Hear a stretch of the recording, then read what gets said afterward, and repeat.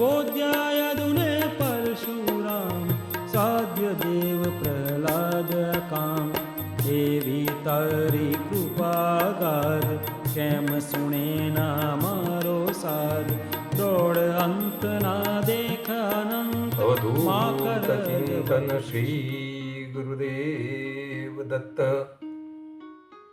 મિત્રો, દત્ત બાવનીમાં હવે આગલી પંક્તિમાં આપણે પ્રવેશ કરીએ. બાપજીએ લખ્યું કે બોધ્યા યદુને પરશુરામ. આપણે આગળના એપિસોડની અંદર યયાતિની વાત સાંભળી અને એની ચર્ચા કરી અને યદુની પણ વાત આપણે સાંભળી.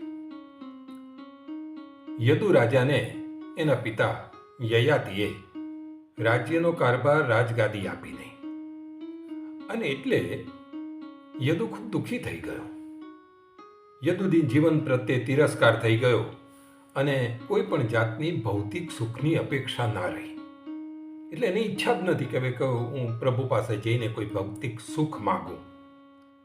એટલે હવે એ સાચા સુખની શોધવા માટે પોતાનો ગરાસ, પોતાનો વૈભવ આ બધું જ છોડીને પ્રભુને પામવા માટે, પ્રભુને શોધવા માટે નીકળી ગયો છે. અને એમ કરતાં કરતાં જંગલમાં નીકળી ગયો છે અને એ દત્ત પ્રભુની સતત ઉપાસના કર્યા કરે છે. એની અનન્ય ભક્તિ જોઈને ભગવાન દત્તાત્રેય ત્યાં એક વૃક્ષની નીચે દિગંબર અવસ્થામાં અવધૂત તરીકે પ્રગટ થાય છે. યદુ આમ જતો હોય છે અને જુએ છે કે આ વૃક્ષની નીચે કોઈ એક સંત બેઠેલા છે. કોઈ એકદમ એવી વ્યક્તિત્વ વાળું કોઈ બેઠેલું છે કે જેના ચહેરા ઉપર તેજ છે, આંખોમાંથી જાણે રોશની નીકળે છે, આખા શરીર જાણે કે ચંદનનું હોય એવું દેખાય છે. હૃષ્ટપુષ્ટ શરીર છે. ચહેરા ઉપર, મુખ ઉપર સ્મિત વરસ્યા કરે છે અને નચિંત હોય, નિર્ભય હોય એવું લાગે છે. પણ એ તો અવધૂત છે. અવધૂત એટલે કોણ? અવધૂતની વ્યાખ્યા શું? અ એટલે અવિનાશી, જેનો ક્યારેય વિનાશ નથી થતો તે. વ એટલે વરેણ્યમ, જે સર્વ લોકોમાં પૂજનીય છે, જે સર્વ સ્થાને બધે જ પૂજનીય છે, એ વરેણ્યમ. ધૂ એટલે ધૂત, સંસાર બંધન, સંસારના બધા જ બંધન, બધી જ ઈચ્છાઓ, આ બધી જ જે વાસના, જે માયા છે, એ બધાને જેણે પોતાના જ્ઞાનના અગ્નિમાં બાળી નાખી છે એવા.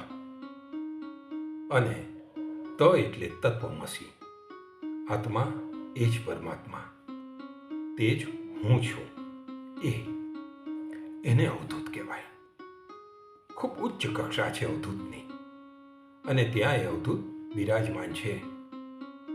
યદુ દોડતો દોડતો એમની પાસે જાય છે અને એમને પગે લાગે છે, વંદન કરે છે અને પછી પૂછે છે કે આ નિજાનંદમાં મસ્ત આપ કોણ છો? તમારા ચહેરા ઉપર કોઈ પણ જાતનું કષ્ટ દેખાતું નથી. હૃષ્ટપુષ્ટ આપનું શરીર છે અને અહીંયા એકાંત જંગલની અંદર કંઈ પણ કામ કર્યા વગર આપ નચિંત થઈને, નિર્ભય થઈને અહીં બેઠેલા છો. જ્યારે દુનિયા તો સ્વાર્થના, પોતાની ઈચ્છાઓ, મહત્વકાંક્ષાઓની માયાજાળની અંદર બળી રહી છે, એવા સમયે આપ અહીં કેવી રીતે રહી શકો છો? આપ કોણ છો? આપ મને જરા જાણ તો કરો. ત્યારે અવધૂત એમની સાથે સંવાદ કરવા માંડે છે. એમ કહે છે કે હે યયાતિ પુત્ર, તું નથી જાણતો કે હું કેવી રીતે અહીં સુખ અનુભવું છું, પણ હું તને કહું કે મેં 24 ગુરુ કર્યા છે. મારા 24 ગુરુ છે અને એ 24 ગુરુ પાસેથી હું જે કંઈ શીખ્યો છું એના લીધે હું આ નિજાનંદમાં મસ્ત રહું છું. એટલે યદુને એમ થાય છે, યદુ કહે છે કે આપ કહો છો પણ શાસ્ત્રો તો એમ કહે છે કે ગુરુ તો કોઈ એક જ હોવા જોઈએ, અને એ વચન મુજબ તો એક ગુરુને જ આપણે માનવા જોઈએ. તો મને સમજાવો તો ખરા કે 24 ગુરુ આપે કેવી રીતે કર્યા? ત્યારે અવધૂત કહે છે કે એક જ બ્રહ્મજ્ઞાની અને બ્રહ્મનિષ્ઠ જે ગુરુ હોય એ કરવાના, એ વાત બરાબર છે, પણ એ ગુરુએ આપેલા બોધને આપણે દ્રઢ કરવા માટે આસપાસમાંથી દાખલાઓ શોધીને એનામાં જે ગુણ હોય એનું ગ્રહણ કરવાનું, એ ગુણ મેળવીએ એ જ એનો સાર છે, એમ કરીને વાત કરે છે. અને એટલા માટે જ મેં જુદા જુદા 24 ગુરુ કર્યા, અને 24 ગુરુ પાસેથી એમનામાં જે સકારાત્મક વાત હતી, જે સાર હતો, જે ગુણ હતો, એ મેળવ્યો છે. એટલે યદુ એમ કહે છે કે આપ મને 24 ગુરુ વિશે વાત તો કરો. અને ત્યાં અવધૂત એ 24 ગુરુની વાત કરે છે. એ 24 કયા કયા ગુરુ? તો એમ કે છે પૃથ્વી, વાયુ, આકાશ, પાણી, અગ્નિ, ચંદ્ર, સૂર્ય, કપોત, અજગર, સમુદ્ર, પતંગિયું, ભમરો, હાથી, મહુધા, હરણ, માછલું, પિંગલા, ટીંટોળી, બાળક, કુમારીનું કંકણ, સાપ, બાણ બનાવનાર, કરોળિયો અને ભમરી. આ અલગ અલગ 24 ગુરુની વાત કરે છે. અને ત્યારે એમ પૂછે છે કે આપે એમની પાસેથી શું મેળવ્યું? ત્યારે અવધૂત એને સમજાવે છે કે જો સાંભળ, પૃથ્વીને મેં એટલા માટે ગુરુ કરી કે પૃથ્વી પાસેથી મેં સહનશીલતા મેળવી, ક્ષમા મેળવી. પૃથ્વીમાં કેટલી બધી સહનશીલતા છે, એનામાં ક્ષમાનો કેટલો બધો ગુણ છે. અને જ્યારે કોઈ પણ મુમુક્ષુએ, કોઈ પણ સાધુએ જ્યારે સફળ થવું હોય તો સૌથી પહેલાં એનામાં સહનશીલતા હોવી જોઈએ, એનામાં ક્ષમાનો ભાવ હોવો જોઈએ. આ પૃથ્વી છે, એ પૃથ્વી ઉપર આપણે કચરો નાખીએ, આપણે થૂંકીએ, એને ખોદી નાખીએ, એને તોડી નાખીએ, એની અંદર આપણે ખાડો ખોદીએ કે કૂવો ખોદીએ તો એ જળ આપે, એને આપણે ખેડી નાખીએ તો એ અનાજ આપે, આપણે ગમે એટલું એને દુઃખ આપીએ તો પણ એ પૃથ્વી પોતે સહનશીલતા બતાવે છે, આપણને ક્ષમા કરે છે, અને છતાં આપણને કંઈક આપે છે. સાધુમાં આ પ્રથમ ગુણ હોવો જોઈએ, સહનશીલતા અને ક્ષમા. પછી બીજા ગુરુ તો કોણ? તે કહે છે કે વાયુ.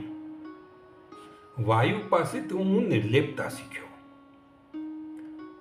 આ વાયુ એ સતત વહ્યા કરે છે, એમ સાધુ સંતે પણ વહ્યા કરવું જોઈએ.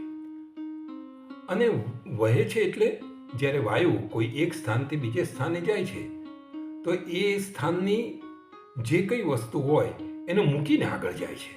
ધારો કે દુર્ગંધ છે, તે દુર્ગંધ એની સાથે થોડા ઘણા સમય સુધી ચાલે ને આગળ જઈને વાયુ એ દુર્ગંધને, એ સુગંધને, એ બધાને છોડીને એની રીતે આગળ વહી જાય છે. એમ સાધુએ પણ નિર્લેપ રહી અને જ્યાંથી પસાર થાય ત્યાંની પરિસ્થિતિને ત્યાં છોડીને જ આગળ નીકળી જવું જોઈએ. એને મનોમન બાંધી નહીં રાખવી જોઈએ. પછી ત્રીજા ગુરુની વાત કરે છે કે ત્રીજા ગુરુ એટલે આકાશ. આકાશ પાસેથી હું એ શીખ્યો કે પરમાત્મા એ અવિનાશી છે અને સર્વવ્યાપી છે. આકાશનો ક્યારેય અંત નથી આવતો, વિનાશ નથી થતો. અને આપણે જોઈએ તો આકાશ ચારે તરફ સર્વ જગ્યાએ વ્યાપેલો છે, અને આકાશ અજન્મા છે. આકાશને કે મૃત્યુને ફરી જન્મ એવું નથી, આકાશ એ અજન્મા છે. એટલે પરમાત્મા પણ આકાશ જેવા છે, એ વાત મેં એમની પાસેથી શીખ્યો. ત્યાર પછી આવે છે પાણી. પાણી એ નિર્મળતાનું પ્રતીક છે, અને એની પાસેથી હું નિર્મળતા શીખ્યો. જે વ્યક્તિએ જે સાધુએ કલ્યાણની ભાવના રાખતો હોય એને નિર્મળ રહી અને બધાને જ પોતાના જ્ઞાનથી પવિત્ર કરવા જોઈએ. પોતાના જ્ઞાનરૂપી આ જળથી સંતોષ કરવો જોઈએ. જેમ પાણી પી અને માણસને સંતોષ થાય એમ એનાથી સંતોષ થવો જોઈએ. એની દરેક વાત નિર્મળ હોવી જોઈએ. એમ સાધુ એ નિર્મળતાવાળો હોય એવું પાણી પાસેથી હું શીખ્યો. ત્યાર પછી આવે છે અગ્નિ. તો અગ્નિ પાસેથી લોક કલ્યાણ માટે પોતાની જાતને બાળીને પણ લોકોનું ભલું કરવું, લોકોનું કલ્યાણ કરવું, એ વાત હું અગ્નિ પાસેથી શીખ્યો. પોતાની ઈચ્છાઓ, પોતાની આશાઓ, પોતાની મહત્વકાંક્ષાઓ, પોતાની વાસનાઓ, આ બધી જ વસ્તુને સાધુએ પોતે અગ્નિની જેમ બાળી દેવી જોઈએ અને પોતાના તેજથી બીજાને પ્રકાશ આપવો જોઈએ. એ વાત હું અગ્નિ પાસેથી શીખ્યો. ચંદ્રને મેં ગુરુ માન્યો, કારણ કે ચંદ્રની કળા તો વધે છે અને ઘટે છે, પણ ચંદ્ર પોતે તો જે તે સ્થિતિમાં જ રહે છે. લોકોની દ્રષ્ટિએ ચંદ્રની કળા વધતી હોય અને ઘટતી હોય, પણ ચંદ્ર ક્યારે પોતે તો નાનો મોટો થતો જ નથી. હું એની પાસેથી એ શીખ્યો કે જિંદગીમાં, જીવનના સફર દરમિયાન કંઈ સારું બને, કંઈ ખોટું બને, ક્યાંક માન મળે, સન્માન મળે તો ક્યાંક અપમાન પણ મળે, ક્યારેક કીર્તિ મળે તો ક્યારેક અપકીર્તિ પણ મળે. આ બધી જ પરિસ્થિતિ જો મળતી હોય તો પણ ચંદ્ર જેમ પોતે જે છે એવો રહે છે, એમ આપણે પણ પોતાની અંદર એવા જ રહેવું જોઈએ. આપણે આપણા મનને બદલવું નહીં જોઈએ. એ શીખ્યો. અને બીજું કે ચંદ્ર એ સૂર્ય પાસેથી પ્રકાશ લઈને બીજાને આપે છે. તો આપણે ક્યાંકથી ગ્રહણ કરેલું હોય એ બીજાને આપવું, શીતળતા આપવી, એ હું ચંદ્ર પાસેથી શીખ્યો. ત્યાર પછી આવે છે સૂર્ય. સૂર્યને મેં એટલા માટે ગુરુ બનાવ્યા, એમ અવધૂત કહે છે કે આત્માની સ્થિરતા રાખવી. સૂર્ય તો સ્થિર છે, એ પોતે સ્થિર છે, એની આસપાસ બધા ગ્રહો પરિભ્રમણ કરતા હોય છે. તો આત્માની સ્થિરતા રાખવી અને બધાને સરખા ભાગે વહેંચવું. સૂર્ય જે પ્રકાશ આપે છે એમાં એવું નથી કહેતો કે હું આને વધારે આપીશ, પેલાને ઓછો આપીશ. બધાને એક સરખો એ પ્રકાશ આપે છે અને પોતે જે કંઈ મેળવેલું હોય એ પરત આપે છે. પોતે શું મેળવે કે પોતાની ગરમીથી સમુદ્રનું પાણી કે બીજા જે જળ છે એ પાણી બાષ્પીભવન થઈ અને વરાળ થઈ અને આકાશમાં જાય, એના વાદળ બને છે અને એ જે વાદળ બને છે એ વળી પાછા વરસી જાય છે. તો સૂર્યએ પોતાની શક્તિથી મેળવેલી વસ્તુ પણ એ તરત જ પરત કરી દે છે. એટલે દાન કરવું એ હું સૂર્ય પાસેથી શીખ્યો. પછી આવે છે કપોત, એટલે કે હોલો. હોલાની વાતમાં અવધૂત એમ કે છે કે સ્ત્રી અને પુત્ર આ બધાના બહુ માયામાં આપણે ફસાવવું નહીં, વધારે પડતી માયામાં ના ફસાવવું. ઘણી વખત આપણે જોતા હોઈએ છીએ કે સ્ત્રી કે પુત્ર માટેની એટલી બધી માયા હોય કે વ્યક્તિ પોતાના પરિવારની માયાના કારણે પોતાની જે ફરજ બજાવતા હોય, કામ ધંધો કરતા હોય, નોકરી કરતા હોય, તો એના તરફ ધ્યાન ના આપે. નાની નાની બાબતમાં જરૂર ન હોય તો પણ બિનજરૂરી રીતે પોતાની ફરજને બાજુ ઉપર મૂકી અને આ પરિવાર માટે ખોટે ખોટા દોડ્યા કરે. એ લોકોની ઈચ્છાઓ પૂરી કરવા માટે પણ ઘણી વખત એવું કરે કે સંતાનને એમ કે ભાઈ એનો જન્મદિવસ છે, પોતાની શક્તિ 5,000 ખર્ચવાની હોય તો પણ ક્યાંક ઉધારમાંથી કે ઉછીના 25,000 લાવી અને એની માયામાં એટલા ફસાયા હોય કે એની પાછળ પૈસા ખર્ચે, દેવામાં ડૂબી જાય અને પછી સમાજની અંદર બદનામ થાય. તો સ્ત્રી અને પુત્રાદિની માયામાં બહુ ખાસ ફસાવવું નહીં. અને એ આજે કપોત જે હોલો છે એનો એક પ્રસંગ કે છે કે એક હોલો અને હોલી એ બે રહેતા હતા. એમના માળામાં એમના બચ્ચા થયા. નાના બચ્ચાને ખોરાક માટે હોલો અને હોલી સવારે નીકળ્યા અને ક્યાંક જઈ અને ચણ અને બધું લઈને પરત આવ્યા. એટલામાં આ તરફ એક શિકારી આવ્યો છે. એ શિકારીએ આ બચ્ચાનો શિકાર કરવા માટે જાળ ફસાઈ દીધેલી, મૂકી દીધેલી. એ જાળની અંદર એમના જે 2 બચ્ચા હતા એ 2 બચ્ચા ફસાયેલા હતા. હોલી પહેલાં આવી ચણ લઈને એણે જોયું કે મારા બચ્ચા ફસાયેલા છે, એને હું બચાવવા માટે જઉં એટલે એમાં કૂદી પડી. એ ફસાઈ ગઈ. એટલામાં હોલો આવ્યો. હોલાને થયું કે મારી હોલીને મારા બચ્ચા એ જાળમાં ફસાયા છે, લાય હું એમને છોડાવું. એ જઈને એમાં પડ્યો અને એ પણ ફસાઈ ગયો. અને અંતે હોલો, હોલી અને એમના બચ્ચા એ બધાને શિકારી લઈ ગયો. આમ માયાની જે જાળ છે, વાસનાની જે જાળ છે, વધુ પડતી ઈચ્છાઓની જે જાળ છે, આપણી શક્તિ કરતાં વધારે આપણે કંઈ પણ ઈચ્છાઓ કે મહત્વાકાંક્ષાઓ રાખવાની એ જે જાળ છે એની અંદર ક્યારેય ફસાવું નહીં. એમ આ કપોત એટલે કે હોલા મારફતે મને શીખવા મળ્યું, એમ અવધૂત કહે છે. ત્યાર પછી આવે છે અજગર. અજગરમાં હું એટલે અવધૂત એમ કહે છે કે અજગર પાસેથી હું નિશ્ચિંત બનવાનું એ શીખ્યું. સુખ અને દુઃખ એ કર્મ વશાત મળ્યા કરે છે. આપણું જેમ પ્રારબ્ધ હોય એમ સુખ આવે ને દુઃખ થાય, પણ નિશ્ચિંત બનીને રહેવું. અજગર હોય એ શું કરે કે કોઈ પણ શિકાર મળે, કોઈ મરઘું મળી ગયું, સસલું મળી ગયું, કંઈ પણ મળી ગયું એટલે ખાઈ લેવાનું અને ખાધા પછી આરામથી કોઈ પણ જગ્યાએ નિશ્ચિંત થઈને પડ્યો કરે. એ બીજા શિકાર માટે તાત્કાલિક દોડે નહીં. એ જાણે છે કે જ્યારે પણ મને જે કંઈ મળવાનું હશે એ મને પ્રારબ્ધ જે રીતે હશે એ રીતે મને મળશે. અને અજગર પાસેથી હું આ શીખ્યો છું. પછી આવે છે સમુદ્ર. સમુદ્ર પાસેથી હું શું શીખ્યો કે સમુદ્ર કેમ મારા ગુરુ છે? તો સમુદ્ર પાસેથી હું ગંભીરતા શીખ્યો. ભલે સમુદ્રમાં મોજા આવે છે, એ તો એના આનંદનું પ્રતીક છે, પણ ગમે એટલો પૃથ્વી પર વરસાદ પડે પણ સમુદ્રે બધું જ પાણી પોતાનામાં સમાવી લે છે.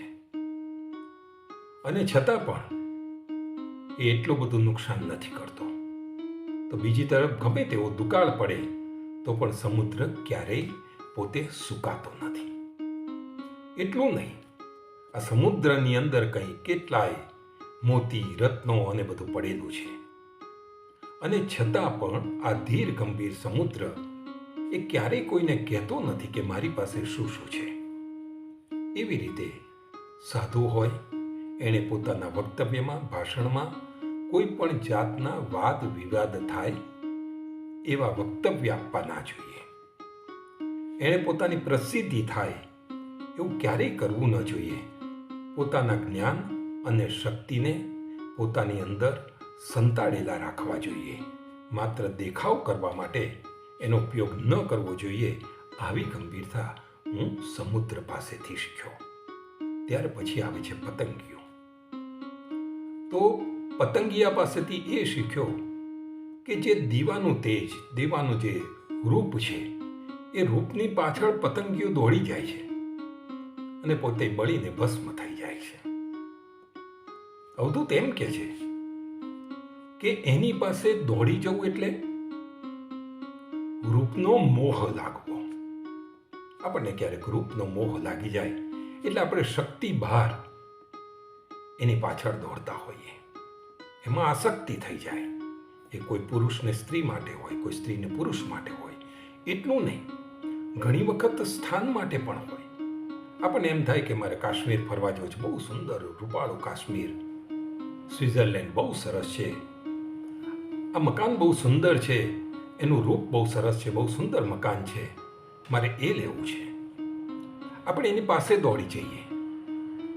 પરંતુ જ્યારે આપણી શક્તિ ન હોય ત્યારે એની પાછળ દોડીએ એટલે આપણે શક્તિ બહાર એમાં ખર્ચ કરવાની કોશિશ કરીએ અને છેલ્લે આપણે બળી જઈએ. ઘણા લોકો આપણે જોઈએ તો નહીં, આસપાસવાળા ગયા, એમણે ફોટા મૂક્યા ફેસબુક ઉપર કે સોશિયલ મીડિયામાં, એટલે આપણે જોઈને એટલા બધા ખુશ થઈ જઈએ કે હો મારે પણ જવું છે. ઘણી વખત આપણી આર્થિક પરિસ્થિતિ એવી ના હોય, કાં તો સામાજિક પરિસ્થિતિ એવી ના હોય, નોકરીમાંથી રજા મળે એમ ના હોય, છતાં પણ જીદ કરીને એની પાછળ આપણે ભાગીએ, દેવું કરીને ભાગીએ.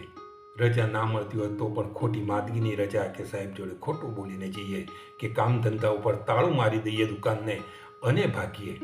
આપણું જે કોઈ કામ હોય એ કામ છોડીને આપણે ભાગીએ, અને થાય શું કે આપણે પોતાની જાતને જ નુકસાનીમાં મૂકી દઈએ, અને પછી ભવિષ્યમાં જે પેલો આપણે આનંદ લૂંટ્યો છે એના કરતાં વધારે દુઃખની અનુભૂતિ કરીએ. તો એ વસ્તુ છે આ પતંગિયું, કે દીવાના એટલે કે રૂપના મોહની પાછળ દોડવું નહીં, એ હું શીખ્યો. ત્યાર પછી આવે છે ભમરો. ભમરો એમ કહે છે કે સુગંધથી લોભાવું નહીં.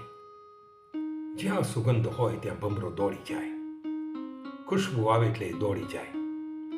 એ જ્યારે દોડી જાય છે ત્યારે એમ કરતાં કરતાં કોઈ વખત એવી ભૂલ કરે કે કમળની અંદર એ પહોંચી જાય, અને એ સુગંધના એના મધના લોભની અંદર એ કમળને એ છોડે નહીં, અને સાંજ પડે એટલે કમળ એની જે બધા પાંદડીઓ હોય એ બીડાઈ જાય, અને ભમરો અંદર ને અંદર રહી જાય. આ ભમરાની અંદર લાકડાને કોતરી નાખવાની શક્તિ છે, એટલી શક્તિ છે. પણ એ જ્યારે કમળની અંદર એ બીડાઈ જાય ત્યારે આટલી બધી નાજુક જે એની પાંદડીઓ છે એ પાંદડીઓને કોરીને બહાર નથી આવી શકતો. એટલે આવી સુગંધ એનાથી લોભાવું નહીં. સુગંધ એટલે કોઈ પણ જાતની આપણી ખોટી ઈચ્છાઓ, એનાથી લોભાવું નહીં. અને બીજું, સાધુએ ક્યારેય એક જગ્યાએ ના રહ્યો. ભમરો રાત રોકવાની લાલચમાં રહ્યો એટલે એ પીડાઈ ગયો કમળની અંદર, બહાર ના નીકળી શકે. એનામાં શક્તિ છે લાકડાને કોરી ખાવાની, તો પણ ના નીકળી શક્યો. એમ સાધુ પણ જો કોઈ એક જગ્યાએ રહી જાય, એ સાધુ તો ચલતા ભરા. એટલે તો આપણે જોયું હશે કે આપણા બધા જે સદગુરુ થઈ જાય કોઈ એક સ્થાને ના રહે, થોડા દિવસ એક સ્થાને રહે એટલે વળી પાછા ફરતા, ભલે આશ્રમ હશે પણ ફરતા રહે, બધે ફરતા રહે.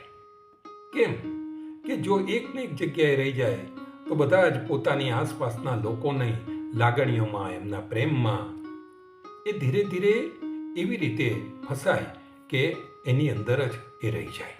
તો અહીં એમ કે છે કે ભમરો જે છે એ ભમરા પાસેથી હું આ શીખ્યો. ત્યાર પછી આવે છે હાથી.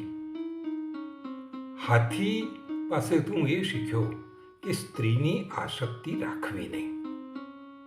એમાં એક સરસ દ્રષ્ટાંત આપે છે કે હાથીનો જ્યારે શિકાર કરવો હોય ત્યારે માણસ જાત તો હાથી એટલું બધું શક્તિશાળી છે કે માણસ એને એકદમ જંગલમાં પકડી ના શકે. એટલે શિકારી લોકો એક મોટો ખાડો કરે, એની ઉપર ઘાસ પાંદડાથી એને છાવી દે, એની ઉપર પરાળ મૂકી દે, અને ત્યાં એક રમકડાની લાકડાની બનાવેલી હાથણી મૂકે. એ હાથણી જોઈને જેવો હાથી દોડતો દોડતો હાથણીને મળવા માટે આવે, એને નથી ખબર, એ દૂરથી જોવે એટલે કે આ સાચી હાથણી નથી. એમ એની પાછળ એ દોડતો દોડતો એની પાસે આવવા જાય, ત્યાં જ એ ખાડાની અંદર પડી જાય અને શિકારીઓ એને લઈ જાય. આમ સ્ત્રીની આસક્તિ એમાં એ સાચી લાકડાની છે. લાકડા એટલે આમ જુઓ તો સામી વ્યક્તિની અંદર સાચી લાગણી છે કે નથી એ ન સમજાય, અને હાથીની જેમ સાધુનો પણ શિકાર થઈ જાય. અને ત્યાર પછી આવે છે મધુહા. મધુહા એટલે મધ એકત્ર કરનારો. આપણે જાણીએ છીએ કે મધ પાડવા વાળો હોય એ આવે એટલે બીડી સળગાવે તમાકુની, કાં તો ધુમાડો કરીને આમ આમ આમ આમ કરે એટલે બધી મધમાખીઓ ઉડી જાય અને મધ પોતે લઈ લે. મધુઆ પાસેથી આ શીખ્યો, એક પોઝિટિવ વાત શીખ્યા. શું કે મધુઆને જેમ એણે કોઈએ મધમાખીએ તૈયાર કરેલું જે મધ છે એ મધ એ લઈ ગયો અને એને ખાવામાં ઉપયોગ કર્યો. એમ સાધુએ પોતે પોતાનું રસોડું ના બનાવવાનું હોય, અધ્યાત્મના માર્ગે જવાનું હોય તો માધુકરી માટે નીકળવું જોઈએ, કે ભિક્ષા માટે કોઈ પણ જગ્યાએ જઈને ભિક્ષા લઈ આવી જોઈએ અને ભિક્ષા લાવી અને પોતાનું ગુજરાન કરવું જોઈએ. રસોઈ બનાવવામાં ને એમાં સમયનો વ્યય કરવા કરતાં ઈશ્વરનું સ્મરણ કરવાનું, શાસ્ત્રોનું વાંચન કરવાનું અને શાસ્ત્રોનું ચિંતન કરવાનું, એની પાછળ આ સમય એમણે વાપરવો જોઈએ, વ્યસ્ત કરવો જોઈએ, એવું મધુહા પાસેથી શીખ્યો. અને સાથે સાથે એમ પણ કહે છે કે આ મધમાખી એ કેટલું બધે ફર ફર ફર ફર કરે છે, ક્યાંય જાય ને ત્યાંથી રસ લાવીને બધો ભેગો કરે છે અને એમાંથી મધ બનાવે છે. પણ જીવનમાં કોઈ એવી વ્યક્તિ આવી જાય તે તમારું બધું જ તમને ઉડાડી અને પચાવી પણ પાડે છે. આ હું મધુઆ પાસેથી શીખ્યો. આજે આપણે આટલી વાત કરીશું અને બીજા જે ગુરુઓ બાકી રહ્યા એ બધા જ ગુરુઓની વળી પાછી આપણે આગળ બીજા એપિસોડની અંદર ચર્ચા કરીશું. ફરી મળીશું ત્યારે હરણ, માછલું, પિંગલા, ટીટોળી, બાળક, કુમારીના કંકણ, સાપ, બાણ બનાવનાર કરોળિયો અને ભમરી. આ ગુરુ પાસેથી અવધૂતે કયો ગુણ લીધો, કયું જ્ઞાન મેળવ્યું, એની આપણે ફરી મળીશું ત્યારે વાત કરીશું. આજે આટલી વાત. ફરી મળીશું. આપ સર્વેને મારા ગુરુદેવ દત્ત, ગુરુદેવ દત્ત, ગુરુદેવ દત્ત. નર્મદે. મિત્રો, ભગવાન દત્તાત્રેય અને એમના અંશ અવતાર એવા સંતો, યોગીઓની લીલાઓ રજૂ કરતી આ ચેનલને આપ લાઈક કરો, શેર કરો અને સબસ્ક્રાઈબ કરો. વધુમાં વધુ ભક્તો સુધી આપણી આ વાત પહોંચે એ માટે આપ બધાને જાગૃત કરો.